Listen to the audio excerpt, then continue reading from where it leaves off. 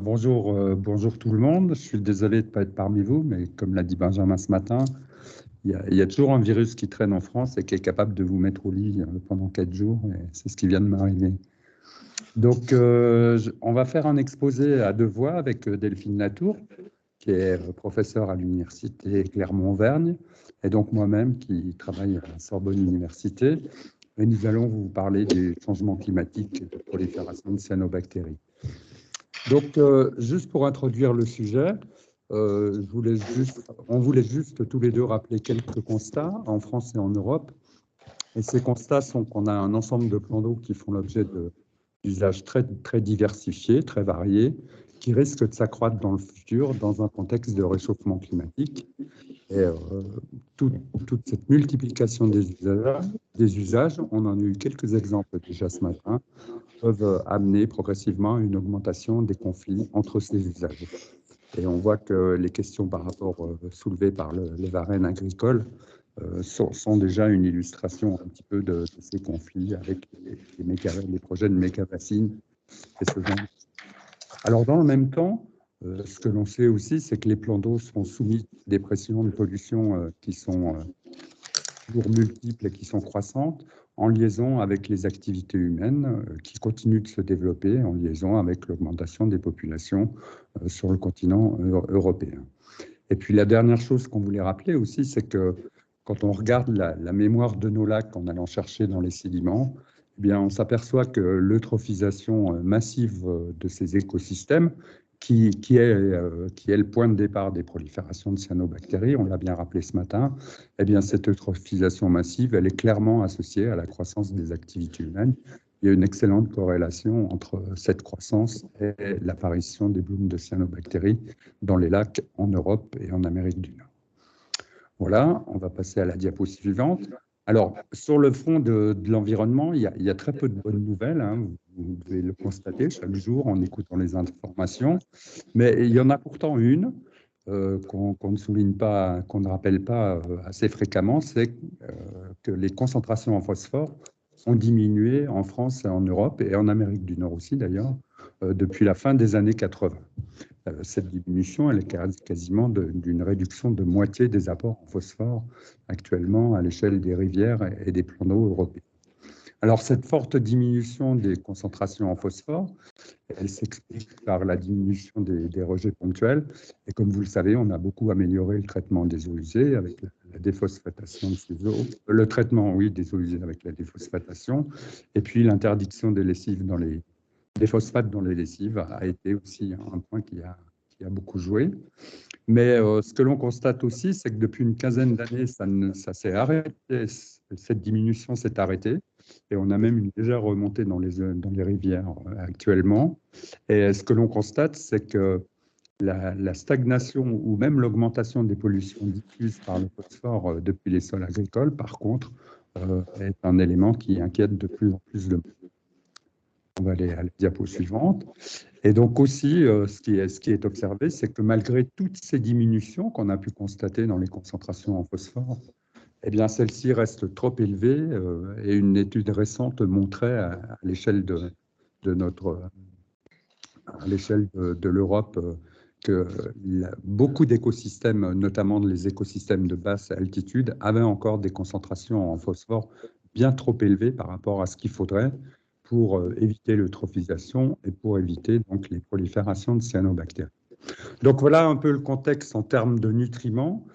Et donc ce qui nous a intéressé, nous, dans cet exposé, c'est de voir les liens qu'il peut y avoir entre les changements climatiques dont on parle de plus en plus, et puis ce contexte d'eutrophisation des écosystèmes et de prolifération de cyanobactéries. Alors, comme vous le savez, les changements climatiques, ils se manifestent à travers différents processus. Et en fait, il y a deux grandes familles. Il y a d'une part l'augmentation des températures, qui a été largement documentée, qui est bien documentée, bien commentée. Et on le voit à travers ce graphique, hein, à partir du milieu du XXe siècle, eh bien, on a eu une augmentation très nette des températures sur Terre. Et puis, on en parlait moins il y a quelques années, mais de plus en plus, maintenant, ça devient un sujet d'actualité. On se rend compte aussi que ces changements climatiques ils se traduisent par des modifications des régimes de précipitation avec avec une tendance à avoir deux extrêmes. D'un côté, des événements de précipitations extrêmes qui peuvent accompagner des tornades, des typhons, enfin des pluies vraiment très très fortes qui vont provoquer des inondations de très grande ampleur.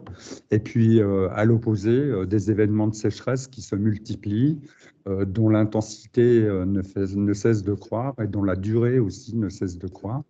Et donc, on a tout ça qui arrive en même temps.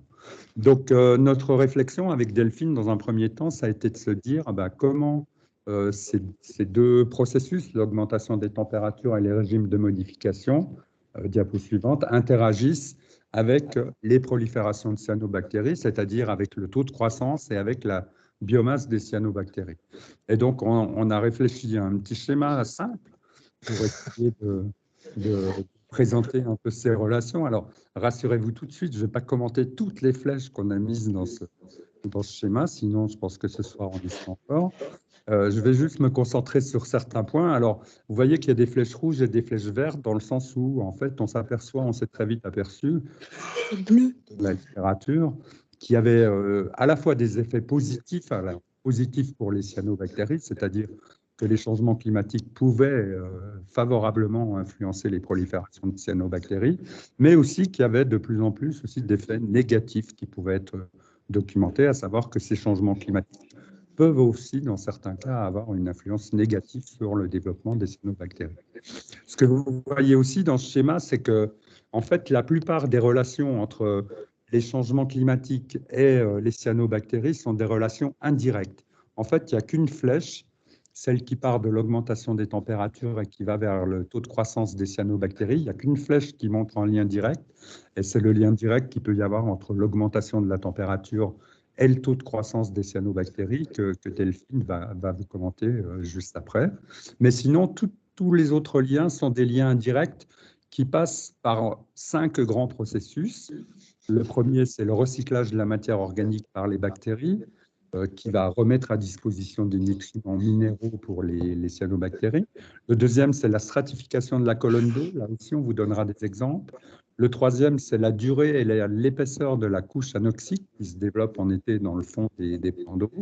Et puis les deux derniers sont les apports en nutriments. Et puis le temps de résidence de l'eau dans les plans d'eau qui a une importance non négligeable sur la biomasse qui va pouvoir être produite par le plan d'eau. Alors, ce qu'il est intéressant de constater dans un schéma comme ça, c'est qu'on peut avoir des effets différents pour un même processus. On peut avoir des effets positifs ou négatifs qui s'exercent en fonction des changements climatiques. Par exemple, si vous prenez la stratification de la colonne d'eau, eh bien, cette stratification, elle est renforcée par l'augmentation des températures. Elle est renforcée également par les périodes de grosse sécheresse, parce que généralement, on est dans des conditions anticycloniques assez calmes. Et donc, les plans d'eau ne vont pas trop bouger et ça va permettre cette stratification. Et on sait que cette stratification, directement, elle va influencer les cyanobactéries. Delphine l'illustrera tout à l'heure. Mais on voit aussi que les régimes de précipitation extrêmes, excusez-moi, peuvent contribuer négativement à la stratification de la colonne d'eau parce que quand on a des tempêtes, quand on a des grosses précipitations, eh bien, on a un mélange qui se produit dans la colonne d'eau et donc on a une déstratification qui, elle, pourra avoir un effet négatif. Donc tout ça, c'est pour vous dire qu'on peut avoir une balance entre des effets positifs et des effets négatifs. Et plutôt que de rester dans le schéma théorique, on va maintenant vous présenter des exemples concrets de ces relations qu'ils peuvent avoir. Et je laisse donc la parole à Delphine pour la suite de l'exposé. Je la reprendrai à la fin. Merci. Donc, je prends la suite pour vous exposer quelques exemples justement pour illustrer ce magnifique schéma sur lequel on a réfléchi, surtout Jean-François. Et donc, pour vous présenter l'impact direct des températures sur le taux de croissance. Et donc, quand on compare, vous savez que dans le phytoplancton, il y a plusieurs groupes algaux et que quand on compare l'évolution du taux de croissance en fonction de la température, on voit que les chlorophytes et les cyanobactéries ont tendance à avoir un taux de croissance qui est favorisé avec l'augmentation des températures, notamment au-dessus de 25 degrés. Et même si on regarde bien, les cyanobactéries sont encore un peu plus favorisées que les chlorophycées ici, avec quand on passe à des valeurs de 30-35 degrés, leur taux de croissance continue d'être toujours élevé.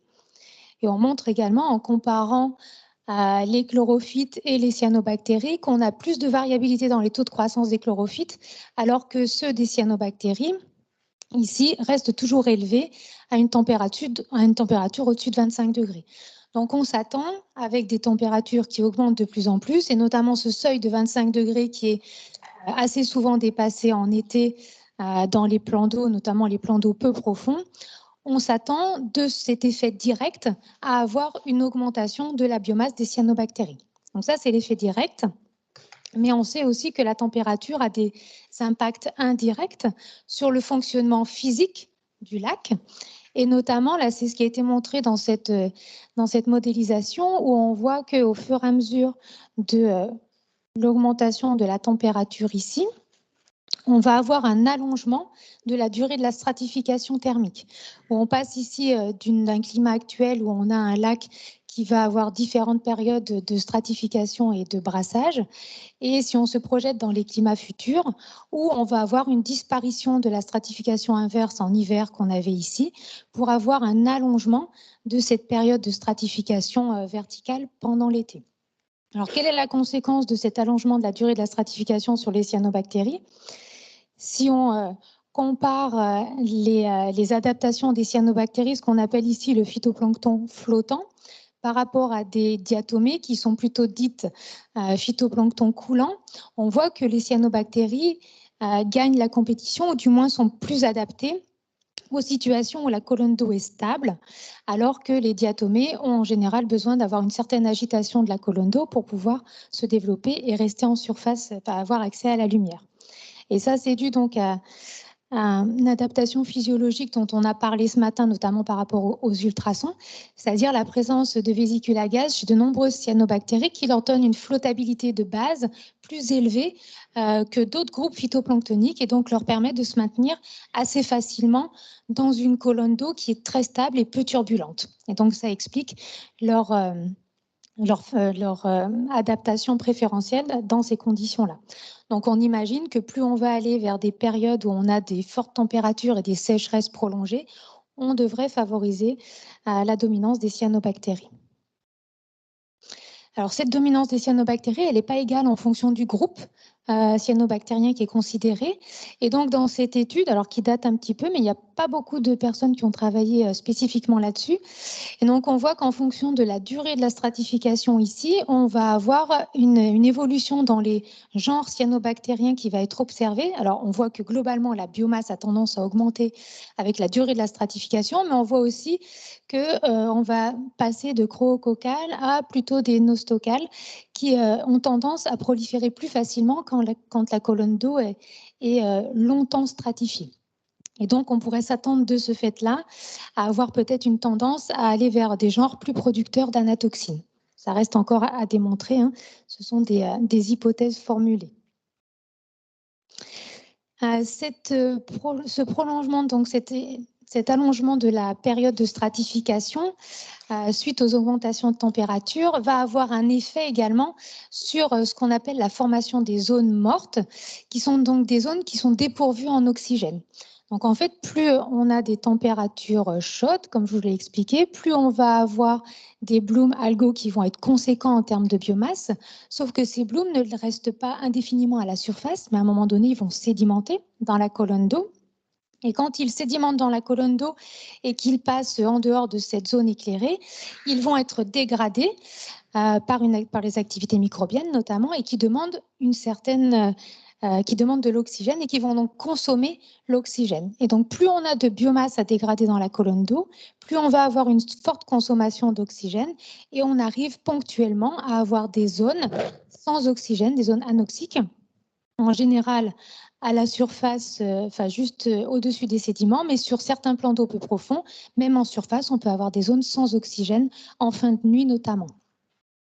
Et on voit donc sur le graphique qui est ici qu'au fur et à mesure des années, on voit bien l'augmentation assez conséquente de ces zones sans oxygène, dites zones mortes. Donc une conséquence de ces zones sans oxygène agit également sur la chimie, et notamment sur le relargage du phosphore, puisque le phosphore, quand il est suffisamment en forte concentration avec de l'oxygène, il est associé notamment avec des éléments comme le fer. Et dans ce cas-là, il peut rester dans le sédiment et n'est pas biodisponible. Quand on va rentrer dans une période anoxique, cette association phosphore-fer va être libérée. Et du coup, le phosphore va pouvoir être libéré de cette association et donc remonter dans les sédiments. Et ça, c'est ce qu'on appelle le relargage du phosphore. Et donc, certains ont montré des flux très conséquents de phosphore depuis les sédiments, sans apport du bassin versant, simplement par ce processus de relargage suite à un manque d'oxygène à l'interface au sédiment. Et donc, le gros point négatif, c'est que ce relargage du phosphore par le sédiment va ralentir les effets positifs de la diminution des apports en phosphore qui peut être entrepris par des actions de restauration. Et donc, même si, là, il faut bien comprendre que même si on entreprend la restauration du bassin versant et notamment des apports en phosphore, il va falloir un certain temps pour que ce qu'on appelle cette charge interne en phosphore soit éliminée. Et ça peut prendre relativement de temps. Ce qui impacte la température et le temps de résidence va aussi impacter, la stratification, l'allongement de la stratification va allonger le temps de résidence. Et donc là, c'est une étude qui nous montre que si on regarde ici le temps de résidence qui diminue, on le croise avec l'augmentation des températures et on voit qu'on obtient des biomasses algales qui sont plus fortes. Et si on regarde un peu au niveau en termes de composition, si on regarde ce qui se passe au niveau des diatomées, on n'a pas d'effet probant de la température ou du temps de résidence, alors que si on regarde ce qui se passe au niveau des cyanobactéries, c'est elles qui sont responsables de la plupart de cette biomasse. Donc, quand on a des temps de résidence qui sont courts et des températures augmentées. Donc, on s'attend encore une fois à ce que cette diminution du taux de renouvellement des eaux engendre des proliférations de cyanobactéries plus conséquentes et notamment cette augmentation de biomasse profite surtout aux cyanobactéries qui sont fixatrices d'azote et qui sont capables de se développer dans des conditions qui sont limitantes en azote, puisque dans ces conditions-là où le temps de résidence est augmenté, en fait, on a peu d'apports, on a peu de pluie, mais comme elles ont la capacité d'aller chercher de l'azote au niveau atmosphérique, on a une dominance préférentielle de ces cyanobactéries-là. Une petite nuance à vous apporter par rapport à cet impact de la température et pour vous montrer qu'il est important aussi de considérer les variations météorologiques locales.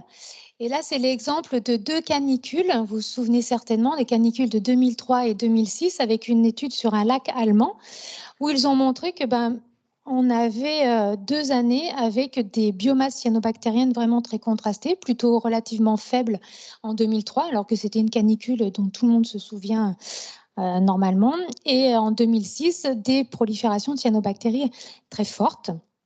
Et donc, ils ont regardé un peu ce qui s'était passé au niveau des paramètres physico-chimiques. Et donc, s'ils ont montré que la température de surface pendant les 2 années 2003-2006 était très proche, donc effectivement des températures très chaudes, ils ont également remarqué que la stabilité de la colonne d'eau était très différente entre ces 2 années. Et en allant rechercher les variables environnementales, ils ont vu qu'en 2003, il y avait une forte période de vent qui avait favorisé donc le brassage de la colonne d'eau et qui avait limité cette stratification trop forte et qui donc avait perturbé la prolifération des cyanobactéries.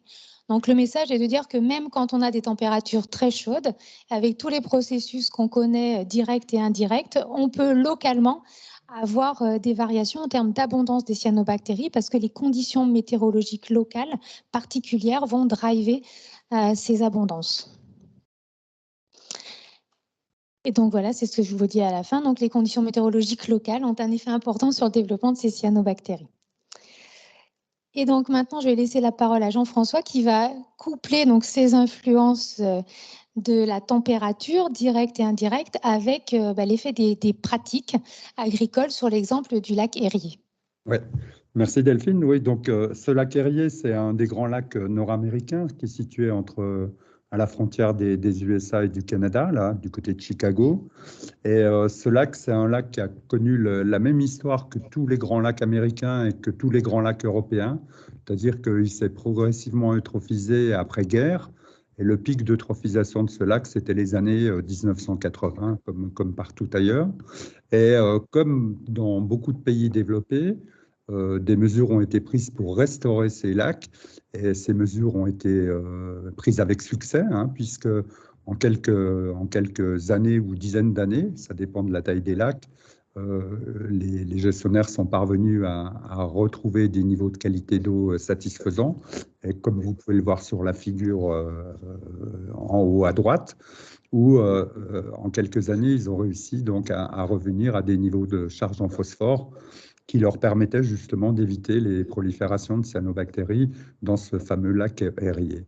Et puis, badaboum, en 2011, comme le montre la photo en bas à gauche, eh bien, une grosse prolifération de cyanobactéries dans la partie ouest du lac, et notamment dans une partie où se trouve une ville de 400 000 habitants qui s'appelle Toledo.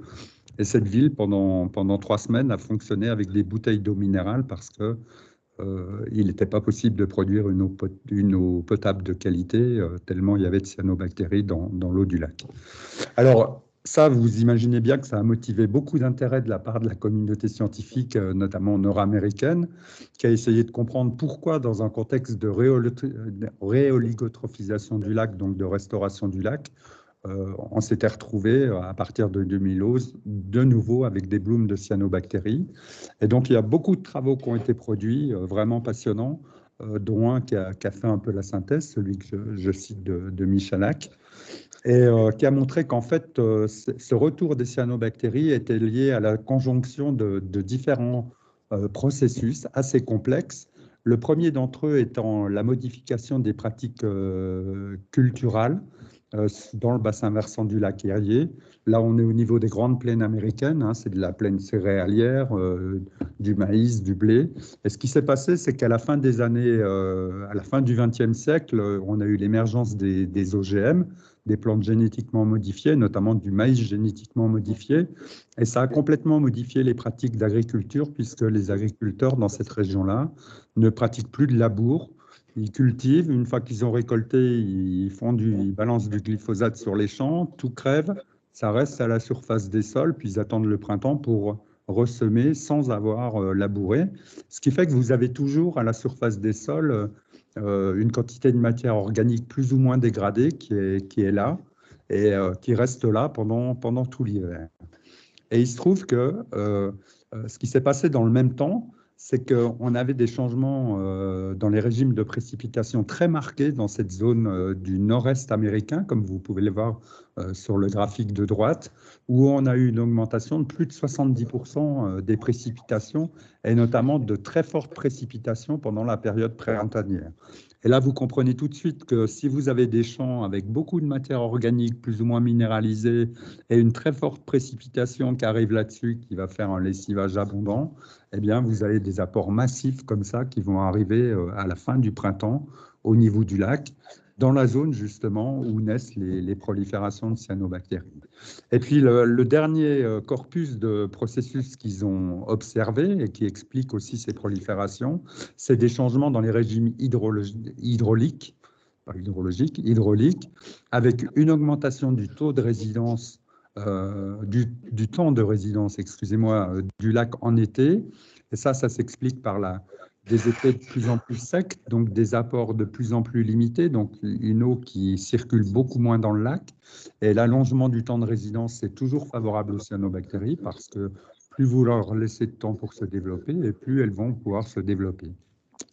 Et puis, en corollaire à cet allongement du temps de résidence, au fait qu'il y avait une stratification thermique de la colonne d'eau beaucoup plus longue que ce qu'il y avait dans les années 80, enfin au siècle dernier, eh bien, ce qu'ils ont observé, c'est que maintenant, ils avaient un développement de ces fameuses zones mortes, hein, ce qu'ils appellent les dead zones, là, qui couvre maintenant une large partie du lac Erie à la fin de l'été.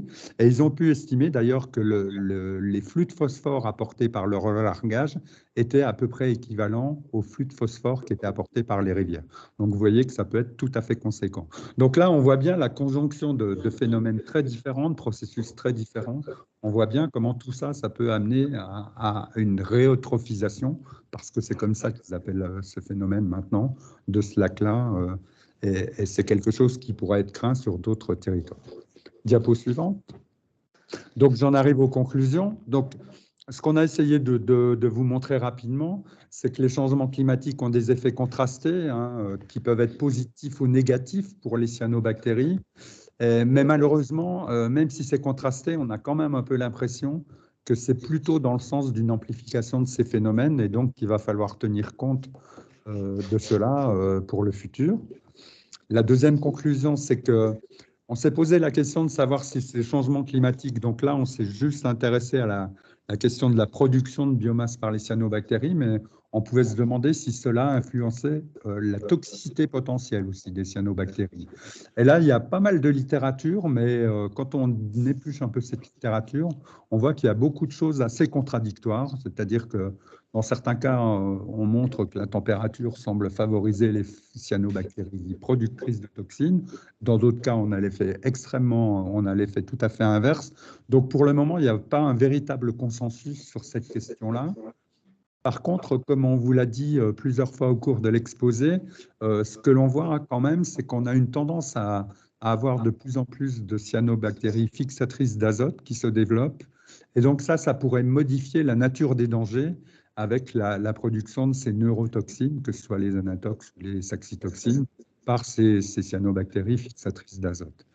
Et puis, la troisième chose aussi qu'on voulait faire passer, c'est que les effets amplificateurs des changements climatiques vont nécessiter d'amplifier les actions pour limiter les apports en phosphore et en azote, parce qu'on voit bien que quand il y a des conditions très extrêmes de changement climatique, même les solutions miracles qui parfois marchent, comme l'aération, par exemple, les bullages dans des petits lacs aux Pays-Bas, comme ils le pratiquent, sont dépassés dans les périodes de canicule.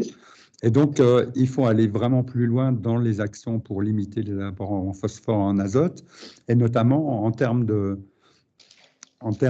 d'amélioration des pratiques des eaux usées, il faut vraiment s'intéresser de plus en plus aux déversoirs d'orage et au bypass des stations d'épuration, parce que si ces événements de pluie extrêmes se multiplient, ça peut constituer des sources de phosphore majeures dans les écosystèmes.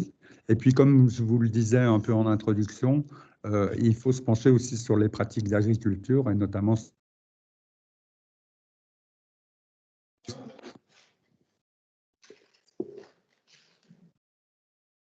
Je vais finir.